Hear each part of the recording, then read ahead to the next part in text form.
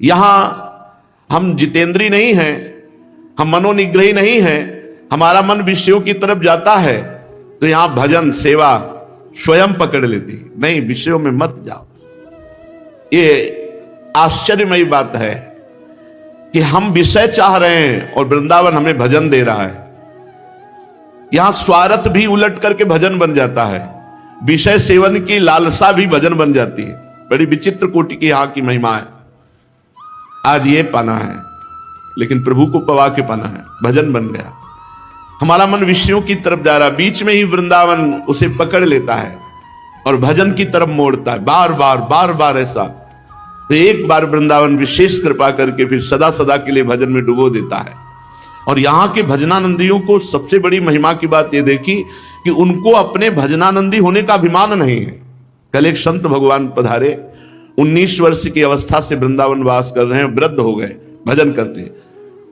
वो रो के कह रहे थे, मेरा कल्याण होगा क्या, मुझे भगवान मिलेंगे, मुझे भगवान स्वीकार किए। रात दिन भजन में लगे रहते। कैसी दैन्यता है कि मुझे जैसे अधम का भी क्या भगवान के दरबार में कहीं स्मरण है, कहीं प्रवेश होने की गुंजाइश है। इतनी दैन्यता, और रात दिन भजन और अकिंचन और छुप के रहते हैं। ये धाम की कृपा। वृंदावन इह विधि बसै तजी कै सब अभिमान, तृणते नीचो आपको जाने सोई जान। जो अपने को तृण से नीच समझकर अभिमान रहित होकर वृंदावन प्रकाशित हो जाएगा, वृंदावन की महिमा आपके हृदय में छा जाएगी। जब तक अहंकार है तब तक वृंदावन अपने को गुप्त किए हुए है, और जहां आप दैन्य हुए तहां वृंदावन प्रकाशित हो जाएगा। यद्यपि वही संभाल रहा है अभी, यद्यपि धावत विषय को भजन गहत विचपान, भजन पकड़ लेता है। ऐसे वृंदा विपिन की शरण गही ध्रुवान। ध्रुवदास जी महाराज कह रहे, ऐसे वृंदावन की हमने शरण गई है जहां विषय सेवन की लालसा को भी भजन बना दिया जाता है। बसिबो वृंदा विपिन को जीहिति ही विधि दृढ़ होई, नहीं चूके ऐसो समय जतन कीजिए सोई। इस दोहा ने बहुत बल दिया था। प्रारंभ में रसिकों से सुना कि वृंदावन की जो सत्य लीला इसका गायन करे तो वृंदावन वास प्राप्त होता है। तो जब ये दोहा चिंतन में आया कि बसिबो वृंदा विपिन को जीहती ही विधि दृढ़ हो, जैसे तैसे हमको यहाँ पोछा लगाना पड़े, हमको यहाँ चरण दाबने पड़े, हमको यहाँ नाली साफ करनी पड़े, हमको यहाँ नौकरी करनी पड़े, तो भी हम वृंदावन जीहती विधि हो, जैसे भी हो हमारा वृंदावन वास हो जाए। बस ये बात में फिर जो एक भजन निष्ठा थी, इतने घंटे आसन में बैठना, ये सब ये शिथिल होने लगा कि वृंदावन वास हो, जैसे वास हो। अगर हमको सेवाएं करनी पड़ रही तो हम सेवा करेंगे, पर शरीर को वृंदावन में रखेंगे, मन को वृंदावन की प्रिया प्रीतम के चिंतन में रखेंगे। इसके लिए हमें कुछ भी करना पड़े। श्रीपाद यानी मुझे अगम्यागमन करना पड़े तो मैं धाम में स्वीकार करता हूं, लेकिन धाम के बाहर मैं ब्रह्मा का पद भी स्वीकार नहीं करता। बड़ा ऊंची कोटि का भाव यह है, नीची कोटि के लोग तो नहीं समझ पाएंगे इसे, कि इतने बड़े सिद्ध महापुरुष ऐसी बात कह दी कि धाम में अगम्यागमन भी कर सकता हूं, पर धाम के बाहर ब्रह्मा का परमेष्ठी पद भी स्वीकार नहीं कर सकता। और बड़ी दुर्लभ बात कही कि बाहर श्री कृष्ण के प्रेम में उन्मत्त होना भी नहीं चाहता। सीधा वृंदावन, जैसे श्री भट्ट देवाचार्य जी कहते हैं, विपिन राज सीमा के बाहर हरिहू को न निहार, रेमन वृंदा विपिन निहार। अगर सीमा के बाहर हरि हैं तो हम दृष्टि नहीं देंगे, सीमा के अंतर्गत जो प्रिया जी को गलबहियां दिए हुए हैं ऐसे हरि को हम देखते हैं। बसिबो वृंदा विपिन को जिहती वृद दृढ़ होई, नहीं चूके ऐसो समय जतन कीजिए सोए। जतन कीजिए, जीती विधि हो, जैसे भी हो वृंदावन वास हो। कुछ भी कैसे भी हमें नौकरी करनी पड़े, कुछ भी करना पड़े, वृंदावन वास नहीं छूटना चाहिए। ऐसा यत्न कर ले, ऐसा उपाय कर ले कि वृंदावन वास ना छूटे। हमसे कोई ऐसे कर्म न बन जाए, हमसे कोई ऐसा अपराध न बन जाए, हमारा कोई अभिमान न जागृत हो जाए जिससे हमें धाम छोड़ना पड़े। नहीं, बहुत दैन्य होकर, और रोज प्रार्थना संध्या आरती में अपने यहाँ की जाती है, दीजो श्री वृंदावन वास, निरखूं श्री राधा वल्लभ लाल को, लड़ेती लाल को। रोज प्रार्थना की जाती है इसीलिए कि रोज का रोज हमें पास हो वृंदावन।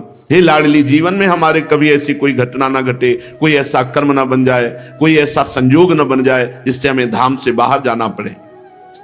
श्री ध्रुवदास जी कह रहे, विचार करो, कहां तू कहां वृंदा विपिन आनि बन्यो भलबान, यह बात जिय समुझ के अपनो छाड़ी सयान। तू कहां, विचार कर, कौन है तू? कहां तेरी सामर्थ्य थी कि तू वृंदावन वास कर पाता? क्या तपस्या थी? क्या तुम्हारा पुण्य था?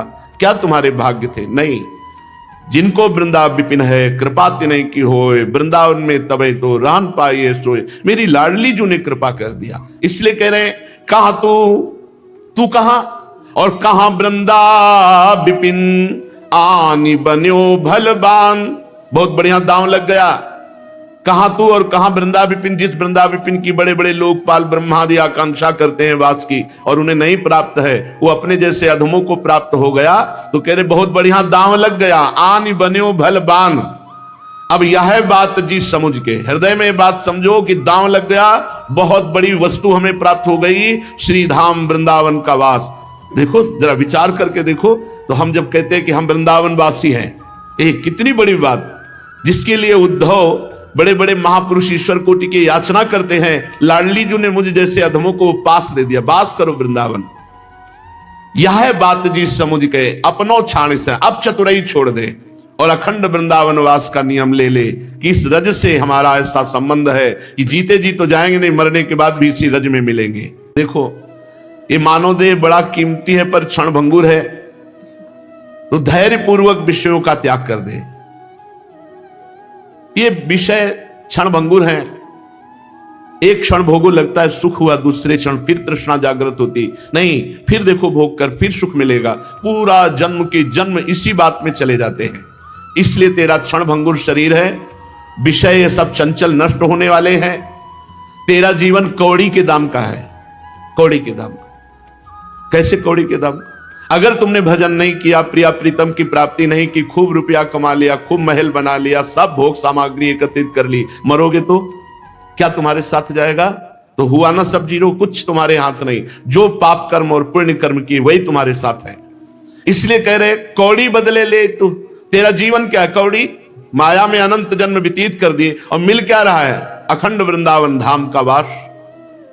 ऐसा महासुख वृंदावन वासी को जो शरीर यहां पूरा होगा तो मिलेगा कि जिसमें किंचन मात्र दुख का लेश नहीं हो, जो बड़ी बड़ी साधनाओं से नहीं प्राप्त होता। क्षण भंगुर तुम्हारा शरीर और विषय बड़े चंचल, क्षण में नष्ट हो जाने वाले। तो कौड़ी के बदले में तू अमोल रतन ले रहा है, जो अगर वृंदावन का आश्रय और वृंदावन का वास स्वीकार कर रहा है। अब अगर वृंदावन का अखंड वास तुम्हें मिल गया है तो बाहर से प्रलोभन आवे, कोटि कोटि हीरा रतन अरुमणि विविध अनेक, मिथ्या लालच छाड़ी के गही वृंदावन एक। बाहर से यदि तुम्हें कोटि कोटि हीरा रतन रुपया सोना चांदी सामग्री, मत हाथ फैलाना, बाहर मत जाना।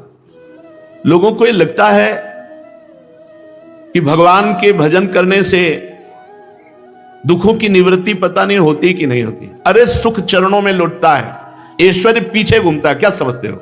अखिल लोकाधिपति, अखिल ब्रह्मांडाधिपति भगवान का दास, और उसकी व्यवस्था नहीं। विश्व का भरण पोषण करने वाले विश्वंभर, उसकी व्यवस्था नहीं। अरे रिद्धियां सिद्धियां लौकिक पारलौकिक सब संपत्तियां चरणों में गिरती है। समर्पित होके तो देखो, ये कटाक्ष करने से पूरा नहीं होता। तुम्हारा दिमाग नहीं पहुंच पाएगा। दिमाग अनंत ब्रह्मांडों को एक सेकंड में जिसने रच दिया, उस परमात्मा का जो अनन्य दास हो गया, भगवान उसका भरण पोषण नहीं करेंगे। कहां से व्यवस्था होती है? जहां से अनंत ब्रह्मांडों की व्यवस्था होती है। अपनी वासनाओं की तो पूर्ति कर नहीं सकते हो, तुम दूसरे को क्या दे सकते हो? वो सबको देता है। देत रहत दिन रैन, रात दिन सबका भरण पोषण करता है। काहे को वृंदावन धाम की निष्ठा छोड़कर किसी के आगे हाथ फैलाओगे और किसी के बुलावे पर जाओगे? कोटि कोटि हीरा रतन अरुमणि विविध अनेक, मिथ्या लालच छाणिके गहि वृंदावन एक। एक वृंदावन का आश्रय ले लो, वृंदावन को पकड़ लो, सब भरण पोषण भगवान करते हैं। अरे भगवान का भी भरण पोषण करता है वृंदावन धाम, प्रिया प्रीतम का पोषण करता है। हम तो जीव हैं, ये ईश का पोषण करता है वृंदावन धाम। ये वृंदावन अमूल्य संपत्ति है। यदि आपने स्वीकार कर लिया है कि मैं अपना जीवन वृंदावन को देता हूं, तो आप अमूल्य संपत्तिवान हो गए। अब इस अमूल्य संपत्ति से यदि हमको कोई हटावे तो फिर उससे बड़ा हमारा अहित करने वाला कौन हो सकता है। इसलिए आगे कह रहे नहीं सो माता पिता नहीं, मित्र पुत्र को नाही, इनमें जो अंतर करे बसत वृंदावन माही। वृंदावन का हम वास कर रहे हैं और कोई अपने संबंध का हवाला दे करके हमको धाम से हटा दे। सुविधा की बात कि यहां तो अब आपकी सुविधा नहीं हो पाएगी, हम आपकी सेवा करेंगे, नहीं, हम भले कष्ट पूर्वक वृंदावन रहे, सुविधा पूर्वक बाहर नहीं। कोई हमारा नहीं जो हमारे इस अमूल्य रत्न वृंदावन धाम से हमको बाहर कर दे, हमारी वृंदावन रूपी संपत्ति हमसे छीन ले, वो हमारा मित्र नहीं, वो शत्रु है।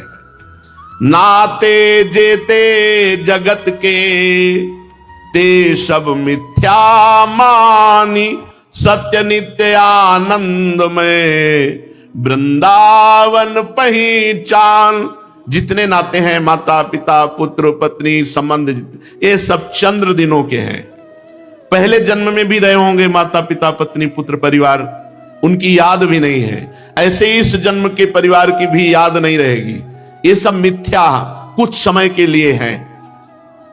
तुम्हारी पत्नी के रूप में है कौन जीवात्मा है, कहां से आया तुम क्या जानो। तुम्हारे पुत्र के रूप में कितने समय के लिए कौन जीवात्मा आया क्या जानो। केवल मान लिया मेरे मेरे मेरे, और जो मेरे हैं प्रभु उनको भूल गए। बड़ी कृपा है जिनको सत्संग मिलता है, जो नाम जप करते हैं, जो भगवान के आश्रित हैं, भगवत सेवा परायण है, धन्य हो जाएगा जीवन। जितने भी नाते संसार के हैं ये सब स्वाप्निक हैं, सब मिथ्या है। सत्य नित्य त्रिकाल सत्य सीधा हम वृंदावन चिदानंद में विराजमान है। यहीं से हम बिछुड़े थे और भोगों की लालसा से इच्छा से जगत में चले गए। अब लौट करके वृंदावन आ जाओ, हरिजू गले लगा लेंगे। भाग बड़ो वृंदावन पायो, बड़े भाग्य जो अब घर की वापसी हो रही। आए मिले परिवार आपने, हरि हंसी कंठ लगायो। हरिजू हंसकर कंठ लाओ, मेरी माया रूपी मेले से बाजार से लौट आए, आओ गले लगो और नित्य सच्चिदानंद में सुख में डूबो। सत्य नित्य आनंद में वृंदावन पहचान। वृंदावन सत्य है, नित्य है, आनंदमय है, और जितने संबंध और ये शरीर है ये सब अनित्य नाशमान दुखमय झूठे स्वाप्निक है। पर इतना सत्य लगते हैं कि भगवान है भी कि नहीं ऐसा लगता है, और ये सब संबंध है बिल्कुल ऐसा सत्य लगता है। यही भगवान की प्रचंड माया है। अब वृंदावन मिल गया तो ध्रुवदास जी कह रहे हैं नियम लो, प्राण तजो, ये नियम हम वृंदावन में ही प्राण त्यागेंगे। बस के वृंदा विपिन में ऐसी मन में राख, प्राण तजो बन ना तजो, कहो बात को लाख। चाहे लाख प्रकार से हमें समझाने की चेष्टा करो, अब हम अपने प्राण वृंदावन में ही त्यागेंगे। इसी भूमि में शरीर छूटेगा, कैसी भी परिस्थिति हो। अब इस प्राण त्यागने का मतलब ये मत ले लो कि हम परेशान हैं, बड़ी अव्यवस्था है, ये वो, तो चलो भाई किसी हेतु से हम शरीर को छोड़ दे, ये आत्महत्या मानी जाएगी और इससे दुर्गति होगी, प्रेत योनि को प्राप्त होगा। ये सिद्धांत नहीं। यह प्राण तजों का तात्पर्य है कि जैसी भी परिस्थिति में रखेंगे वृंदावन, हम वैसे रहेंगे और यही राधा राधा कहते हुए समय जब हमारे शरीर छूटने का आएगा तो यही शरीर छोड़ेंगे। ये भावना है। प्राण तजो बनना तजो, कहो बात को लाख। लाख प्रकार से हमें समझाओ, हम अपने शरीर को यहीं वृंदावन में पूरा करेंगे, वृंदावन को नहीं छोड़ सकते। क्यों? क्योंकि यहां किसी भी स्वभाव वाला, स्थिति वाला, जैसी भी स्थिति, उसे भगवत प्राप्ति होती है। ये सिद्ध बात है। धाम में यदि भारी से भारी कोई अपराध बन जाए तो एक जन्म, और वो भी बहुत कम समय वाला, कोई पशु पक्षी ऐसे बन गए, कोई घटना घटी, शरीर छूटा, श्री जी के पास पहुंच गए। अगर भारी अपराध ना बना तो इसी जन्म में सहज में भगवदानंद की प्राप्ति, धामवास से सहज भगवत प्राप्ति। देखो भगवान ने माया रची है तो मुक्त होने के उपाय भी रच दिए हैं। कठिन है वृंदावन वास। सर्वस्व वृंदावन को समर्पित करके अपनापन कहीं न रखना, तन और मन दोनों से वृंदावन वास, भगवत प्राप्ति पक्की। साधन करके भगवत प्राप्ति करना बहुत कठिन है, कभी भी चूक हो सकती है। लेकिन धाम आदि ऐसे क्षेत्र भगवान ने बना दिए कि जैसे मोक्ष प्राप्त करना बड़ा दुर्लभ है। ज्ञान के पंथ कृपान के धारा, परत खगेश लगे नहीं बारा, जो निर्विघ्न पंथ निर्वाही सो कैवल्य परम पद लाए। और वो कैवल्य परम पद काशी में फ्री मिलता है। काशी में अगर शरीर छोड़ दे, काशी विश्वनाथ, वहां शरीर छोड़ दे तो भगवान विश्वनाथ जी उसे तारक मंत्र दे करके मोक्ष पद भी प्रदान करते। ऐसे ही यहां वृंदावन धाम है जहां महादेव जी भी रज चाहते हैं शीश पर धारण करना, और गोपीश्वर बने यहां विराजमान हैं।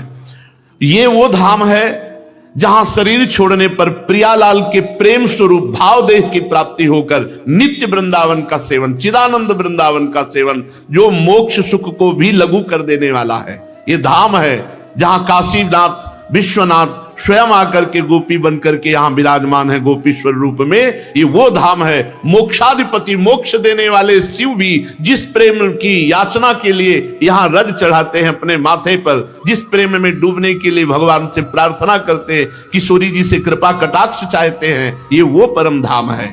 इसलिए प्राण तजो बन ना तजो, अब तो बात बन गई, मुझे वृंदावन मिल गया, अब वृंदावन नहीं छोड़ सकता। इसी रज में अवधि जितनी हमारे शरीर के है उसे दुख सुख भोगते हुए पूरा करेंगे और इसी रज के प्रभाव से श्री प्रियालाल को प्राप्त होंगे।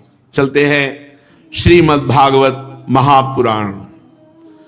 प्रसंग चल रहा है देवर्षि नारद जी से महाराज युधिष्ठिर जी ने प्रश्न किया था कि गृहस्थ धर्म में बहुत नाना प्रकार के जंजाल हैं, कैसे भगवत प्राप्ति हो। विरक्त धर्म तो सहज है, क्यों वैराग्य लेकर एकांत सेवन, कोई चिंता नहीं, कोई जिम्मेवारी नहीं, कोई काम नहीं बाहरी संसारी।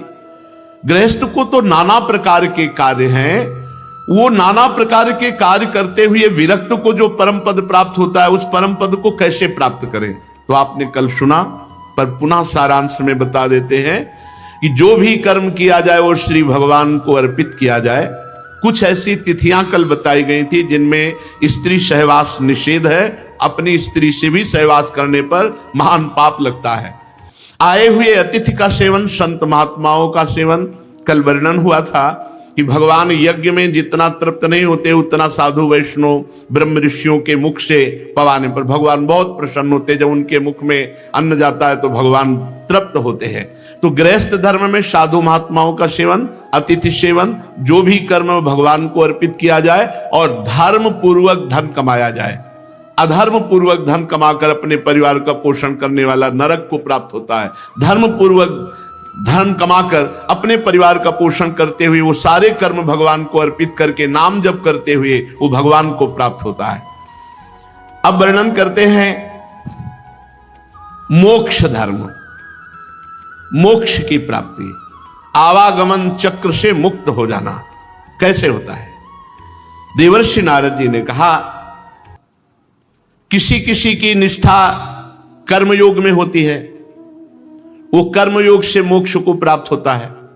हर कर्म दूसरे के हित के लिए करना, निष्काम कर्म, कोई भी स्वार्थ ना रखना, अपने पास शरीर मन धन जो कुछ है वो सब दूसरे के लिए है, इस भावना से कर्मयोग की पूर्ति होती है।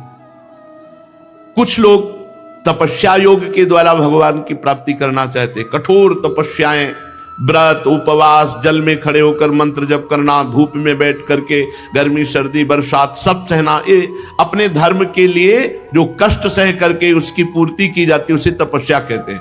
कोई कोई तपस्या के द्वारा मोक्ष धर्म की प्राप्ति, कुछ वेदों के स्वाध्याय वेदांत स्वाध्याय के द्वारा आत्मज्ञान संपादन करके फिर मोक्ष धर्म की प्राप्ति। गृहस्थ पुरुष को चाहिए कि वो अपने धर्म के अनुसार मोक्ष प्राप्त करे, उसको कहीं भागने की जरूरत नहीं। कल चर्चा में सुना था कि 2-3 महीने में एक बार तीर्थ यात्रा करनी चाहिए प्रत्येक गृहस्थ को। कुछ अर्थ ऐसा एकत्रित कर लेना चाहिए जो धर्म क्षेत्र के लिए 1000, 2000, 4000 रुपए एकत्रित कर लिए, 1-2 दिन के लिए चले गए, उपवास आदि किया, तीर्थ अवगाहन किया, सत्संग सुना, फिर अपनी गृहस्थी में चले आए। गृहस्थ पुरुष को चाहिए कि वो अपने धर्म के अनुसार चल करके ही मोक्ष पदवी प्राप्त, उसके लिए ये नहीं है कि वो तपस्या का अनुष्ठान करे, वो अमुक का अनुष्ठान करे। वो अपने परिवार पोषण के लिए मेहनत कर रहा है, पर धर्म पूर्वक मेहनत करके अपने परिवार का पोषण और नाम जप जरूर करता रहे। दूसरी बात कह रहे हैं कि जैसे श्राद्ध आते हैं पितर पक्ष में, तो श्राद्ध करने से पितरों की कृपा प्राप्त होती है। और परम पितर अर्यमा जी हैं, अर्यमा भगवान की विभूति है, भगवान ही अर्यमा पितर रूप में है। जब पितरों को, अब ये तो बड़े धार्मिक प्रवृत्ति के होंगे, वही श्राद्ध की भावना रखेंगे, नहीं तो आजकल जो होटलों में खा रहे हैं, मदिरा पी रहे हैं, मांस भक्षण कर रहे हैं, आसुरी प्रवृत्ति के हो गए, उनको पितरों से क्या मतलब है। कोई सात्विक धर्म प्रवृत्ति वाला गृहस्थ ही श्राद्ध आदि जो पितरों के लिए किया जाता करना चाहिए। जो अनन्य धर्मावलंबी हैं, जैसे अपने श्री श्यामा श्याम के, तो मूल में जल देने से जैसे डाल पत्ते फूल सब में पहुंच जाता है, ऐसे सबके मूल पर ब्रह्म परमात्मा भगवान श्री कृष्ण है। हम जब उनकी आराधना करते हैं तो सबकी आराधना हो जाती है। देव पूजन, श्राद्ध, अतिथि पूजन, ये गृहस्थी में प्रधान है। अतिथि कहते हैं बिना बुलाए, बिना परिचय का कोई आ जाए तो मृदु वचन, जल, भोजन इनके द्वारा स्वागत करें। देव कार्य में कम से कम 2 ब्राह्मणों को तो पवाना ही चाहिए, ब्रह्म ऋषियों को। पितृ कार्य में कम से कम 3 को, श्रद्धा हो तो और पवाओ। लेकिन अगर आपकी सामर्थ्य नहीं है तो आपने कोई देव कार्य किया, देव अनुष्ठान किया, तो उसकी पूर्ति तभी होगी। 2 वैष्णवों को, 2 संतों को पवा दो, 2 ब्रह्म ऋषियों को पवा दो। अगर पितृ कार्य है तो 3 को, अथवा इतनी भी सामर्थ्य ना हो तो 1-1 को पवा दो। पर कार्य की पूर्ति तभी होगी जब किसी भगवत भजन करने वाले वैष्णव की, ब्रह्म ऋषि की आप आराधना करेंगे। श्राद्ध में पवित्र पदार्थ, पवित्र पात्र। अब कैसे श्राद्ध होगा जिनकी रसोई में प्याज, लहसुन, अंडा और मांस बनते हैं, कैसे? ये बड़ा कलयुग का प्रभाव बढ़ता चला जा रहा है, अपवित्र होते जा रहे हैं। क्योंकि सब नई पीढ़ी जो है वो आधुनिक पढ़ाई वाली, आधुनिक, वो सब अपने को उसी में ढाल रहे हैं, जैसा व्यवहार देख रहे हैं उसी के घर में श्राद्ध ठीक माना जाएगा जिसके पात्र पवित्र हैं, स्थान पवित्र है, रसोई पवित्र है। पवित्रता का तो शब्द ही चला गया है।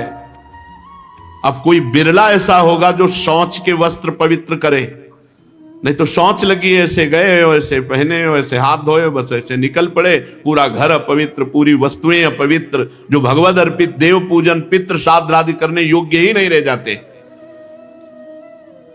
जो ऋषि मुनियों को भोजन कराया जाता है परम पवित्र शुद्ध हविष्यान धर्म के द्वारा कमाया हुआ होना चाहिए। भगवान का भोग लगाकर जब साधु महात्माओं वैष्णव जनों को पवाया जाता है तो वो अक्षय फल देने वाला होता है, समस्त कामनाओं की पूर्ति कराने वाला होता है। और जब किसी संत को, ब्रह्म ऋषि को निमंत्रण दे दे तो जब तक उसको पवा न दे तब तक अपने परिवार को न पवाए।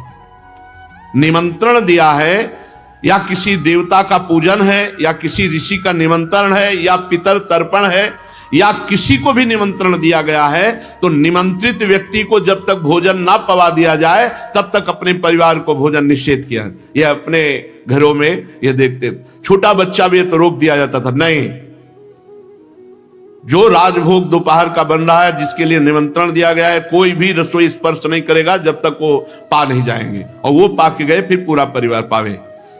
धर्म का मर्म जानने वाले पुरुष को चाहिए कि अभक्ष पदार्थ किसी भी तरह रसोई में प्रवेश ना करे। नहीं, वो रसोई कभी संत महात्मा वैष्णव को पवा दी तो तुम्हारे सारे पुण्य नष्ट हो जाएंगे। जिस रसोई में मांस है, अंडा है, अभक्ष पदार्थ प्रयोग हुए, वो रसोई कभी भी वैष्णवों के पाने योग्य नहीं रहती। कभी भूल कर हाथ जोड़कर प्रार्थना है, ऐसी रसोई वाले कभी किसी संत को बना के, वैष्णव को बना के मत पवाना, नहीं तुम्हारे पुण्य नष्ट हो जाएंगे। अगर उनका तो क्या है, वो चरणामृत पिएंगे फिर शुद्ध हो जाएंगे, लेकिन तुम्हारी जो सुकृत सब नष्ट हो जाएंगे, तुम्हारी बुद्धि भ्रष्ट हो जाएगी। जो लोग सधर्म पालन की अभिलाषा रखते हैं उनके लिए सबसे बड़ा धर्म यह है कि किसी भी जीव को मन से, वाणी से, शरीर से किसी भी प्रकार कष्ट ना दिया जाए। गृहस्थ धर्म, किसी भी जीव को मन, वाणी, शरीर से कष्ट ना दिया जाए। अब ये जो मांसादि भक्षण करते हैं, आपने नहीं मारा लेकिन आपको मारने का ही दंड मिलेगा, क्योंकि कर्ता, अनुमोदन और प्रेरक तीनों को बराबर फल मिलता है। आप खरीद के लाए, आप खा रहे हैं, आपको दंड मिलेगा हिंसा करने का। जो यज्ञ के तत्व को जानने वाले ज्ञानी महात्मा जन हैं, वो आत्म संयम रूपी अग्नि में समस्त कर्म को, यज्ञों को हवन करके वो कर्मों से उपरत होकर ब्रह्म चिंतन में तत्पर रहते हैं। उनके लिए कोई आज्ञा नहीं, क्योंकि वो सब स्वाहा करके निरंतर भगवान के चिंतन में लगे हुए। लेकिन जब तक ये स्थिति नहीं आती, तब तक जो धर्म आदेश करता है वैसा आचरण करना चाहिए। ये जो निर्दयी मूर्ख लोग जीवों को मार करके अपने वासना की पूर्ति करते हैं कि देवी जी प्रसन्न हो जाएंगी, अमुक देवता प्रसन्न हो जाएंगे, ये भागवत भगवान का स्वरूप है। ये देखो आज्ञा कर रही है, भागवत जी आज्ञा कर रही है कि कभी भी किसी भी जीव की हत्या करना ये मूर्खता है। किसी भी देवता के निमित्त कोई देवता नहीं प्रसन्न होता इससे। हत्या लगेगी और तुम उसको भोगोगे, तुम्हारे ऊपर उसका पाप लगेगा। ये जो लोग पशुओं की हत्या करते हैं, ऐसे निर्मम, कैसे निर्दयी हृदय के कि एक बार में नहीं कटा तो कई कई बार मारते हैं। जैसे बड़े पशु हुए, वो बेचारे तड़पते हैं। ऐसे दुर्गति होगी तुम्हारी, कोई देवता प्रसन्न नहीं होता। अपने प्राणों का पोषण करने वाले, अपने स्वाद के लिए निर्दयी ये दुष्ट लोग जीवों को जो मारते हैं, इससे किसी को प्रसन्नता नहीं होती। बोले देवी प्रसन्न हो जाएंगी, देवता प्रसन्न हो जाएंगे। इसलिए धर्म के रहस्य को जानने वाले को चाहिए कि मुनियोचित पूजा सामग्री से देवता देवी का यजन करें। मुनियोचित, जैसे बलि ही देनी है तो नारियल की बलि है, नींबू की बलि दीजिए सात्विक प्रवृत्ति के द्वारा। उसी से सब देवी देवता संतुष्ट होते तुम्हारे भाव से। किसी जीव की हत्या कर देना कोई बहादुरी है? अरे अपने शरीर को पीड़ा पहुंचती तो कैसा कष्ट होता है। उनकी आप गर्दन उतार रहे हो, देवता इससे प्रसन्न हो जाए। देवता निर्बल है क्या? तुम्हारे को गर्दन उतारने की जरूरत है, वो निर्बल है क्या? अधर्म की 5 शाखाएं हैं अधर्म की: विधर्म, परधर्म, आभास धर्म, उपमा और छल। धर्मज्ञ पुरुष इन सब का त्याग कर दे। जिस कार्य को धर्म बुद्धि से करने पर भी अधर्म हो उसे विधर्म कहते हैं। जैसे धर्म बुद्धि से कह रहे कि ओ देवी के लिए हम बकरा चढ़ा रहे हैं, पशु चढ़ा रहे हैं, तो ये अधर्म की 5 शाखाएं हैं, इसे विधर्म कहते हैं। जो धर्म बुद्धि से किया गया है पर वो दूसरों को दुख देने वाला, दूसरों को कष्ट देने वाला, दूसरों का नाश करने वाला है, इसलिए वो अधर्म ही है, उसे विधर्म कहते हैं। और परधर्म, किसी अन्य के द्वारा अन्य पुरुष के लिए उपदेश किया हुआ, वो परधर्म कहते हैं। ये भी अधर्म के अंतर्गत। किसी दूसरे को उपदेश किया गया, आप उसे धारण कर रहे हैं। किसी दूसरे को धर्म उपदेश किया गया है और आप उसके धर्म को धारण कर रहे हैं। जैसे हमारा धर्म हमारे लिए सर्वोपरि है। अब कहीं हम प्रवचन सुन रहे हैं, किसी और धर्म का वहां उपदेश हो रहा, तो हमें समझना है कि हमारा धर्म क्या है। पर धर्मो भयावह, स्वधर्मो निधनो श्रेया, पर धर्मो भयावह। इतना विवेक होना चाहिए कि मेरे को क्या ग्रहण करना है। तो जो किसी अन्य पुरुष के द्वारा, अपने धर्मात्मा के द्वारा नहीं, अन्य पुरुष के द्वारा अन्य धर्म का उपदेश किया गया है, उसको जो हम धारण करते हैं उसे पर धर्म कहते हैं। इतना महान सनातन धर्म जिसमें महामहिम भगवान के विभिन्न अवतार, विभिन्न लीलाएं, वे कौन सा था? अपना सनातन धर्म तुम्हें लघु लग रहा है? अपने धर्म की बात तुम्हारे को समझ में नहीं आ रही है? भगवान में पत्र पुष्प चढ़ाने की तुम्हारी श्रद्धा नहीं है, दूसरों की बातें सुनकर तुम श्रद्धा करते हो, तो वो भी अधर्म ही है। विधर्म, परधर्म, ये सब अधर्म की शाखा है। और आभास, आभास नाटक कर रहा है धर्म का, पाखंड कर रहा है, दंभ कर रहा है, ये आभास है।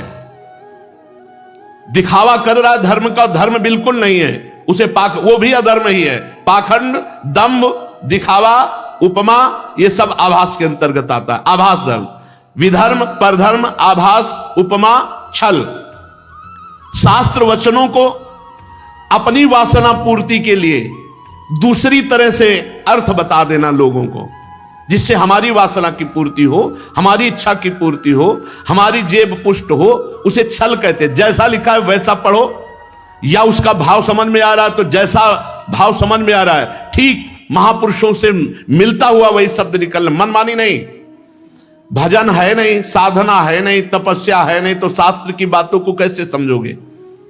उसे कहते हैं छल। ये सब अधर्म के अंतर्गत है। अधर्म की 5 शाखाएं, विधर्म, परधर्म, आभास, उपमा और छल।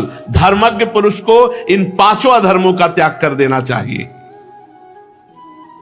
अपने आश्रम के विपरीत, अपने धर्म के विपरीत कोई और चाल नहीं चलनी चाहिए। जो हमारा धर्म है हम उसी धर्म के अनुसार चले। पर पता कैसे चले हमारा धर्म? इसीलिए सत्संग सुनो, शास्त्र स्वाध्याय करो। जो अपने धर्म से चलता है उसी को शांति प्राप्त होती है। जो अपने धर्म का त्याग कर देता है शांति नहीं प्राप्त हो सकती। अब संध्या, गायत्री अनुष्ठान, मंत्र जप, भजन, साधन, कोई मतलब नहीं रह गया। अब जितने भी नौजवान हैं 8-9 बजे तक सोना, मनमानी आचरण करना, बस एक पशुता की तरह प्रवाह चल रहा है। धर्म, नियम, संयम, ये तो सब विचित्र कोटि की बात है, बहुत विचित्र बात है। अपने पूज्य जनों का पूजन करना, अपने पूज्य जनों का सम्मान करना नहीं, वो सब भूलते चले जा रहे हैं। ऐसी आधुनिकता बढ़ती चली जा रही है, पूछो मत। धर्मात्मा पुरुष धन की परवाह नहीं करते। जैसे तीर्थों में जाए कुछ न कुछ लेके जाए, वहां 2-4, ये हमारे तीर्थ पुरोहित हैं, ये ब्रजवासी जन हैं, ये हमारे पूज्य जन हैं। चाहिए रुपया इस बात के लिए लेके जाओ कि 1-1, 2-2 रुपया उनको दे सको, तुम्हारी जितनी सामर्थ्य है। इस मर्यादा है। तीर्थों में जाए, धामों में जाए तो वहां की जो पुरोहित है, वहां के जो सेवक जन हैं, वहां उनको सेवा करें। खान पान की व्यवस्था कर सके तो सबको सुंदर सुंदर खीर पूड़ी पवावे, 1-1 रुपया, 2-2 रुपया, 10-10 रुपया, जितनी सामर्थ्य दो। ये करना चाहिए गृहस्थ धर्म के अनुसार। यदि आपके पास है तो जरूर करना चाहिए। तीर्थों में जाए, 1, 2, 4 साधु महात्मा, ब्रह्म ऋषि, वहां के जो सेवक जन हैं, पुजारी जन हैं, उनको पवाए, उनको भेंट दे, उनके चरण छुए। ये धर्म की पूर्ति होती है। ये याद, मनमानी आचरण, तीर्थों में बीड़ी सिगरेट पी रहे, तीर्थों में मसाला खा के थूक रहे, तीर्थों में गंदे आहार पा रहे। कैसे बुद्धि, जहां बुद्धि खराब हो पहुंच जाओ तो ठीक हो जाए, वहां बुद्धि खराब करने वाले कार्य। जैसे भजनानंदी के लिए एकांत में भजन में बहुत मन लगता है, ऐसे ही ये जो पापाचरण करने वाले हैं इनको भी नारा, तलहटी, घाटी इनको भी अच्छी लगती, खूब नशा की उन्मत्त हुए। तो जो अधर्म पूर्वक आचरण करता है उसे कभी शांति नहीं मिलती। धर्मात्मा धन से शांत नहीं होता, वो धर्म से शांति को प्राप्त होता है। जीवन निर्वाह के लिए तुम्हें जो वस्तुएं प्राप्त हुई हैं उनमें से चाहिए कि कुछ हिस्सा निकाल करके दूसरों की सेवा में लगाना चाहिए। ये धर्म कहता है। और कहीं अतिथि आ जाए तो अपनी परवाह ही ना करे, फिर अतिथि की सेवा कर दे, इसी को धर्म कहते हैं। धर्मात्मा पुरुष निर्धन होने पर भी महान होता है। निर्धन होने पर भी वो धर्म के लिए शरीर निर्वाह का ही केवल लक्ष्य नहीं रखता, अगर प्राण की भी बाजी लगा दे तो धर्म के लिए समर्पित हो जाता है। और जैसे अजगर की जीविका भगवान चलाते हैं, ऐसे ही अपने शरणागतों के घर में भगवान भेजते हैं। घर में ये तो भगवान केवल देखते हैं। अकिंचन महापुरुष, भगवत प्रेमी जन। अब इसके बाद की अगर हम आपको बात बतावें, सीता सहचरी जी ने कान में जाकर के कहा, आपको पता है आप जो दाल चावल पा रहे हो कैसा है? बोले तो अमृत तुल्य है। बोले हाँ, इसीलिए भक्तानी जी ने एक ही वस्त्र शरीर में था, उसको बेचकर। उनका ऐसा कहा तो बोले अब हम दोनों नाचेंगे, बाजार में बिकेंगे इनके लिए, और जो भेंट आएगी वो इनको देंगे आकर के। ऐसा ही किया। वो तो राजा समस्त कलाओं में प्रवीण थे ही, और ये तो रानी थी। बाजार में कैसे शब्दों का प्रयोग करके अपने आप को पेश किया और नाचने लगे। और कैसा, वो तो शब्द हम नहीं बोल सकते। कुछ लोग जो भक्त थे वो उन्होंने कहा अरे ये तो पिपाजी महाराज है, ये तो सीता से लोगों से कहा रहे बावरे मत बनो, ये कोई नाचने गाने वाले नहीं, ये तो अपनी राज पदवी को त्याग कर भगवान के महान भागवत हैं। तब उनसे पूछा कि महाराज आप ऐसा क्यों कर रहे हैं? तब उन्होंने कहा चिदरानी जी ने हमारे लिए वस्त्र भेज दिया, तो उनके लिए मैं बाजार में नाच करके अगर वस्तु इकट्ठा करूं तो कौन सी बात, गाड़ी भर गई सामग्री की। अब इधर देखिए, जब उनके पास गाड़ी लेके जाते हैं तो उन्होंने हाथ जोड़ दिया, एक भी वस्तु स्वीकार नहीं की। ऐसा नहीं कि गरीबी से ललचार है, नहीं, वो भगवान की भक्ति में तृप्त। उन्होंने कहा नहीं, मुझे किसी के द्वारा सहयोग नहीं, मेरे हरि मुझे जैसे रख रहे हैं। तो निर्धन होने पर भी धर्मात्मा पुरुष महान और धन्य होता है। जो मनुष्य कामना के लोभ से धन के लिए हाय हाय करता हुआ इधर उधर दौड़ता फिरता है, वो भला धर्म को क्या जाने, वो क्या जाने कि धर्म किसे कहते हैं। उसको तो पैसा चाहिए, किसी भी तरह से कैसे पैसा आना चाहिए। युधिष्ठिर ना जाने क्यों ये लोग बावरे होकर के भगवान के नाम और धर्म की महिमा को ठुकरा करके ये केवल माया के लिए अपने जीवन को नष्ट कर देते हैं। अरे रसेंद्री जनेंद्री के चक्कर में पड़ करके अपने जीवन को नष्ट कर देते हैं।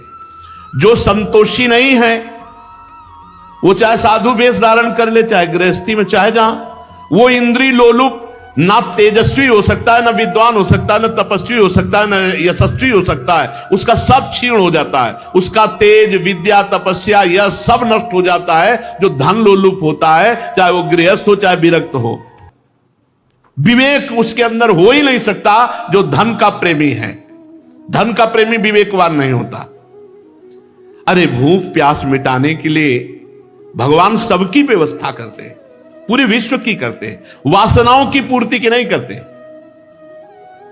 बड़े विचित्र विचित्र प्रश्न करता है, बोले भगवान सर्व सामर्थ्यशाली है, ये आप संतों ने कहा है, तो फिर हम सब दुखी क्यों हैं? तुम करो पापाचरण और भगवान सर्व सामर्थ्यशाली है, तो इस बात के लिए कि तुम मनमानी व्यभिचार करो, भगवान की आज्ञा का उल्लंघन करो और वो तुम्हें सुख देते चले जाएंगे।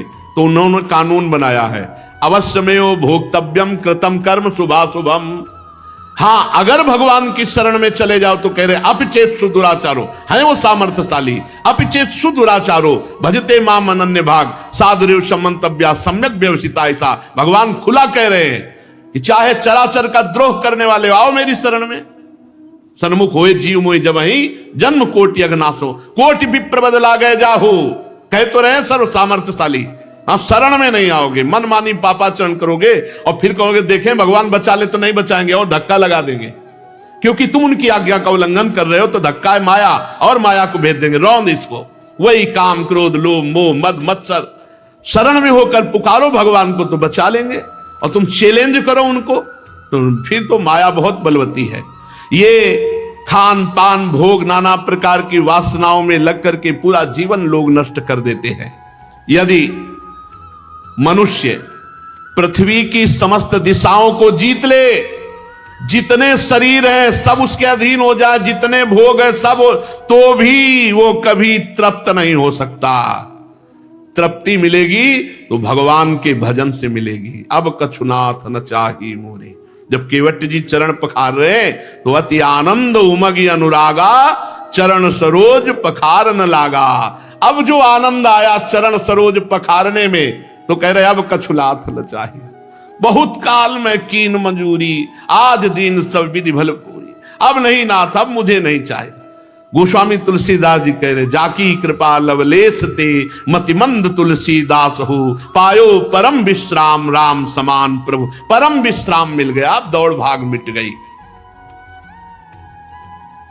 अनेक विषयों के ज्ञाता शंकाओं का समाधान करके चित्र में शास्त्रोक्त अर्थ को बैठा देने वाले बड़े बड़े विद्वान भी इस माया के चक्कर में आके भ्रष्ट हो जाते हैं। साधारण पुरुषों की तो बात जाने दो। इसलिए माया से बचने के लिए हर समय भगवान का स्मरण अत्यंत आवश्यक है। धर्मराज, संकल्पों का परित्याग करने से काम पर विजय प्राप्त की जा सकती है। यदि भोगों का चिंतन ना होने पावे तो काम विजयी हो जाओगे। काम की उत्पत्ति कहां से होती है? ध्यायतो विषयान पुंसान संगास्ते सूप जायते संगात संजायते कामा कामात क्रोधो भी जायते। जब हम किसी विषय का ध्यान करते हैं, आप ध्यान करना, किसी विषय का संकल्प ना बनाओ। मान लो आपको भोजन का संकल्प ना बना हो और आपको भोजन पवा दिया जाए, अच्छा हो बुरा आप आराम से पालेंगे, वो आपका बंधन कारक नहीं होगा। पर जब पहले चिंतन किया, हरी चटनी, मीठी चटनी, समोसा, ये वो, और फिर वो भोग किए, तो फिर वो आसक्ति आपको बार बार जीवन में चोट पहुंचाती रहेगी और वो बांध लेगी आपको। तो जो हम भोगों का संकल्प बनाते हैं, भोगों का चिंतन करते हैं, ये ना होने पावे, इसीलिए अनन्य चिंतयन्तो माम, अनन्य चिंतन करने की आवश्यकता, अखंड भजन करने की आवश्यकता है। काम विजयी होने के लिए काम का चिंतन ना होने पावे, काम वासना के, काम क्रीड़ा के, काम भोगों के चिंतन से ही हमारे अंदर भोग का संकल्प उठता है और संकल्प के बाद क्रियाएं होती है, बस फिर वो तो नष्ट है। संकल्प ही ना बनने पावे तो कह रहे हैं संकल्प के परित्याग से काम पर विजय प्राप्त करे। असंकल्पात जयेत कामम, जिसके कोई संकल्प ही नहीं उठता वो काम विजयी हो जाता है। और कामनाओं के त्याग से क्रोध पर विजय प्राप्त करे। क्रोध कब आता है? हमने जब कामना की कि हम ऐसा देखें, ऐसा सुने, ऐसा बोलें, ये हमारे साथ ऐसा बर्ताव करे, ऐसा होना चाहिए, और जब नहीं होता तो गुस्सा आ जाती है। जोई जोई प्यारो करे सोई मोहि भावे। हमें कामना ही नहीं करनी, कामना से क्रोध पर विजय प्राप्त करे। और संसारी लोग जिसे अर्थ कहते हैं उसे अनर्थ समझ करके लोभ का त्याग कर दे। यह लोभ बहुत हानिकारक है। अगर अर्थ मिलता भी है तो दूसरों की सेवा के लिए मिलता है। स्वयं भोक्ता न बने, स्वयं अहंकार न करे, दूसरों की सेवा में लगावे। ये शरीर भी दूसरा है, उचित आहार, उचित वस्त्र इसको देके शेष दूसरों की सेवा में लगावे। तो अर्थ से कभी भयभीत नहीं होगा, अर्थ कभी उसे बांधेगा नहीं, अर्थ कभी दुर्गति नहीं कराएगा। जो अर्थ को अपने लिए, भोग के लिए, वो भय प्रदान करता है, सदैव भयभीत रहता है अर्थवान। अध्यात्म विद्या से मोह पर विजय प्राप्त करे, कोई किसी का नहीं। अगर रोज सत्संग सुनते हो तो आपके मोह पर चोट रोज पड़ती है। और संतों की, जो भगवत प्रेमी महात्मा हैं, इनके संग से, इनकी उपासना से दंभ और पाखंड पर विजय प्राप्त करे। सच्चे संतों का संगी कभी दंभी और पाखंडी नहीं हो सकता, सवाल ही नहीं उठता। सच्चे संतों का संग करने वाला कभी दंभी और पाखंडी नहीं हो सकता, नाटकी नहीं हो सकता। तो दंभ और पाखंड पर विजय सच्चे संतों की उपासना से और मौन से वाणी के विघ्नों पर विजय प्राप्त करे। मौन अधिकतर रहे, ज्यादा बोले ना। शरीर और प्राणों को संयम में लेकर हिंसा पर विजय प्राप्त करे, किसी को दुख ना पहुंचावे। इसी के द्वारा हम मोक्ष पदवी तक पहुंचते हैं, चाहे गृहस्थ हो चाहे विरक्त हो। शतोगुण का अधिक सेवन करे, जिससे रजोगुण तमोगुण पर विजय प्राप्त कर ले। फिर भगवान और गुरुदेव की भक्ति के द्वारा सतोगुण का भी त्याग करके त्रिगुणातीत हो जाए। जब हम गुरुदेव की भक्ति करते हैं तो यस्य साक्षात भगवती ज्ञान दीप प्रदे गुरु मर्त्या सद्धि श्रुतम तस्य सर्वम कुंजर शौचवत। जो दुर्बुद्धि अपने गुरुदेव को मनुष्य समझता है, उसका सब शास्त्र ज्ञान, सारी साधना ऐसे है जैसे हाथी का स्नान। हाथी नहाया और बाहर निकला, धूल पूरा फिर डाल लिया, बेकार हो गया। वो कुंजर शौचवत है जो अपने गुरुदेव को मनुष्य समझता है। जो दुर्बुद्धि गुरुदेव को साक्षात परब्रह्म भावना से ना देखकर मनुष्य भाव से देखता है। बड़े बड़े योगेश्वर हुए हैं, वो चरण कमलों की सेवा से, गुरुदेव की चरण कमलों की सेवा से ही हुए हैं। प्रकृति और पुरुष के अधीश्वर भगवान ही गुरुदेव के रूप में प्रकट है। लोगों को भ्रम से मनुष्य भासते हैं, नहीं, वो श्री भगवान ही गुरु रूप से हैं। बंदो गुरुपद कंज कृपा सिंधु नर रूप हरि महामोह तम पुंज जासु बचन रवि कर निकर। कृपा सिंधु नर रूप हरि, स्वयं हरि। एस वही भगवान साक्षात प्रधान पुरुषेश्वर। प्रधान पुरुष भगवान साक्षात श्री हरि ही गुरुदेव के रूप में हैं। शास्त्रों में जितने नियम संबंधी आदेश हैं, उन सब का तात्पर्य है कि काम क्रोध लोभ मोह मद मत्सर, इन 6 पर विजय प्राप्त की जाए। अगर इन 6 पर विजय प्राप्त नहीं किया तो कुछ नहीं मिला। सत्संग, स्वाध्याय, तपस्या, संयम, नियम, जितना परमार्थ है, चाहे जिस संप्रदाय का हो, सबका उद्देश्य है इन 6 विकारों पर विजय प्राप्त करना। काम, क्रोध, लोभ, मोह, मद, मत्सर, सबका उद्देश्य है इन 6 को अधीन करना। 5 ज्ञानेंद्रिया, 1 मन, सबका उद्देश्य है इन 6 पर निर्विकार रहना। भूख, प्यास, शोक, मोह, जरा, मृत्यु, इन पर निर्विकार रहना। बुढ़ापा, मृत्यु, भूख, प्यास, शोक, मोह, इन पर निर्विकार रहना। 6 पर काम, क्रोध, लोभ, मोह, मद, मत्सर, इन पर विजय प्राप्त कर लेना। 5 ज्ञानेंद्रिय, मन, इन 6 को अधीन रखना। ये सब शास्त्रों का ज्ञान है, सब संप्रदायों का उद्देश्य है। अगर ये नहीं तो गलत है। काम, क्रोध, लोभ, मोह, मद, मत्सर विजयी, हर्ष, शोक, भूख, प्यास, जरा, मृत्यु विजयी, 5 ज्ञानेंद्रिया, 1 मन विजयी। यह है शास्त्र ज्ञान का फल, यह है परमार्थ में चलने वालों की स्थिति। ऐसा यदि नहीं तो सब शास्त्र ज्ञान, सब साधना बेकार चली गई। अगर इन 6 पर विजय नहीं प्राप्त की, 5 ज्ञानेंद्रिया, 1 मन, इन 6 पर विजय प्राप्त, काम, क्रोध, लोभ, मोह, मद, मत्सर, इन 6 पर विजय प्राप्त, हर्ष, शोक, भूख, प्यास, जरा, मृत्यु, इन 6 पर विजय प्राप्त, तो समझना चाहिए पूरा जीवन केवल श्रम ही श्रम हुआ, कुछ हाथ नहीं लगा। जैसे खेती करने वाले को अन्न मिले तो उसकी मेहनत सफल हुई, ऐसे ही साधना करने वाला काम विजयी हो, क्रोध विजयी, इन 6 विकारों पर विजय प्राप्त करे तो उसकी साधना सफल हुई। पुरुष जब अपने मन पर विजय प्राप्त कर लेता है तो वो आसक्ति त्यागी सन्यासी हो जाता है। आसक्ति त्यागी, कहीं आसक्ति नहीं, ना अपने शरीर में ना किसी और शरीर में। यहां देखो अपने कितने कूड़ा करकट, इसीलिए शरण में रहो भगवान की। जो विरक्त है, जो वैरागी है, जो सन्यासी है, उसे चाहिए अपने लिए कुछ संग्रह ना करे, शरीर निर्वाह की चिंता ना करे, बिल्कुल भगवान के भरोसे छोड़ दे। भोजन मिले तो स्वल्प और परिमित करे, थोड़ा भोजन करे। युधिष्ठिर विरक्त को चाहिए कि भूमि शयन करे, जमीन पे आसन लगावे।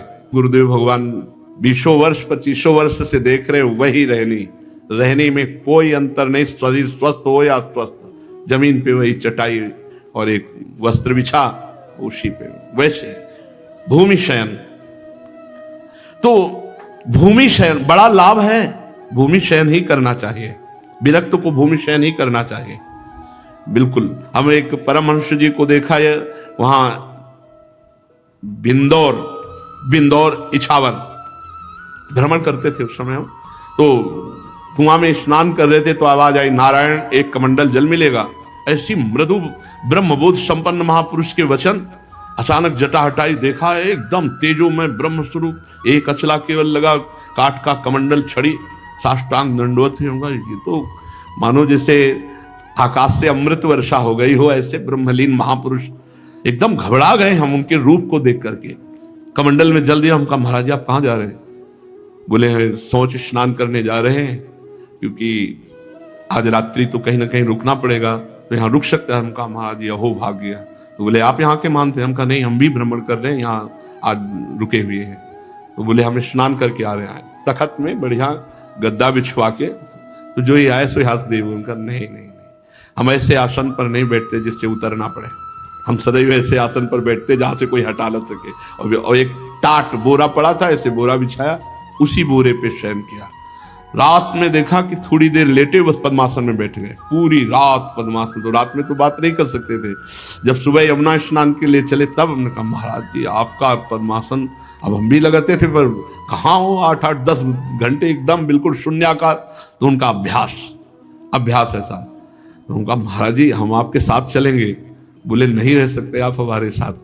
60 किलोमीटर एक सांस में चलना, 60 किलोमीटर। आप बिल्कुल विश्वास नहीं मानेंगे। कमंडल उठा तो दिन के 1 बजे तक, 4 बजे तड़के से चले, 1 बजे तक बिल्कुल न बाल भोग न भोजन, कोई मतलब नहीं, बस चले जा रहे। क्या जीवन है। ब्रह्मानंद में वो 3 दिन केवल साथ रहे थे, 3 दिन में कैसी कैसी अनुभूतियां उनके साथ हुई। विरक्त को चाहिए पवित्र आसन भूमि पर शयन करे, और जब बैठे तब स्थिर मेरुदंड सीधा करके बैठे। विरक्त ऐसे बैठो, सीधे, बिल्कुल 90 अंश का कोण, सीधे सीधे। विरक्त सीधे सीधे हो जाओ, पूरे सीधे हो जाओ, जीवन भर सीधे हो जाओ। नहीं सूधो चले आपने धर्म रसकन सो प्रीतम का है। बैठ ही नहीं सकते आप अगर ब्रह्मचर्य सही है और आप स्वस्थ शरीर है तो वो तो बिजली रहती है अपने आप सीधे ऐसे। सुखासन पर बैठे और सदैव मंत्राकार वृत्ति रखे।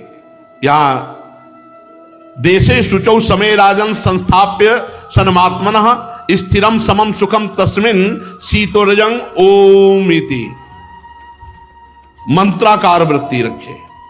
जो मंत्र गुरुदेव ने दिया वो सामने लिखा हो सीधे। कितना आनंद सुनने में कितना आनंद है।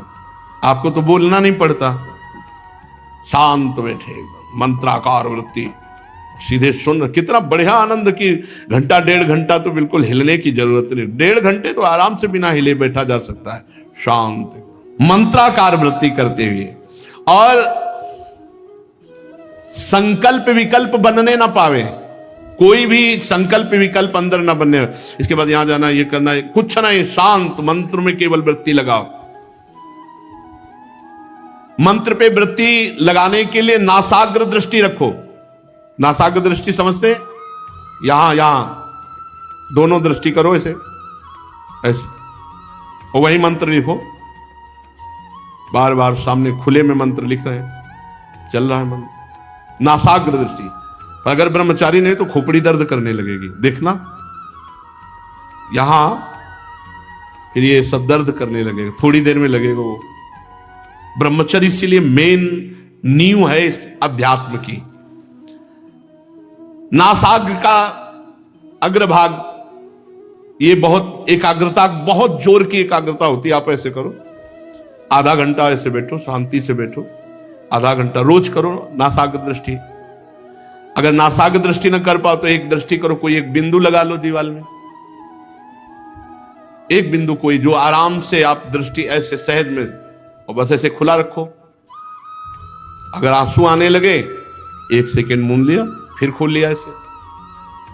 आप देखो बहुत लाभ मिलेगा आपको। जिधर दृष्टि लगा और प्रपंच चिंतन लगा तो प्रपंच ही होने लगेगा, और नाम में चिंतन लगा तो नाम चल पड़ेगा, मंत्र में चले। ये पावर है एकाग्रता, इसे त्राटक क्रिया कहते हैं।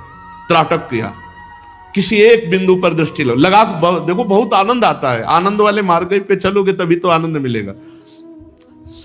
अगर आप पद्मासन, सिद्धासन इन पे नहीं बैठ सकते हो तो सुखासन में बैठो।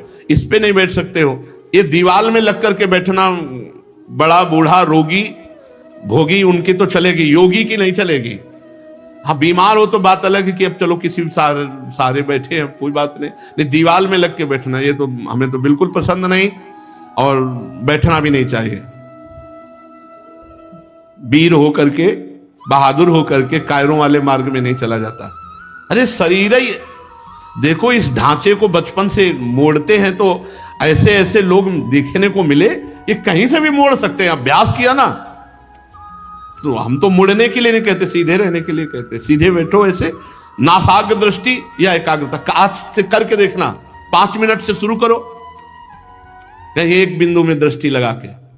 आंखें जलेंगी, आंसू गिरने लगेंगे, आपको थकान लगेगी, आंख मूंद लीजिए। मंत्र तुरंत ध्यान, उस समय और कुछ ध्यान ना आने पावे, नहीं वो एकाग्रता उधर ही जाएगी जिधर ध्यान करोगे। मंत्र का ध्यान करो आंख मूंद के, फिर लगा दो दृष्टि। ये त्राटक क्रिया कहते हैं, इसमें बहुत बड़ी सामर्थ्य है। जिधर मंत्र में लगा दो, ये भजन की तन्मयता के लिए जरूरी है। फिर कह रहे हैं उपासक को शरीर स्वस्थ और भजन की उत्साह वृत्ति के लिए प्राणायाम जरूरी है, जरूरी है।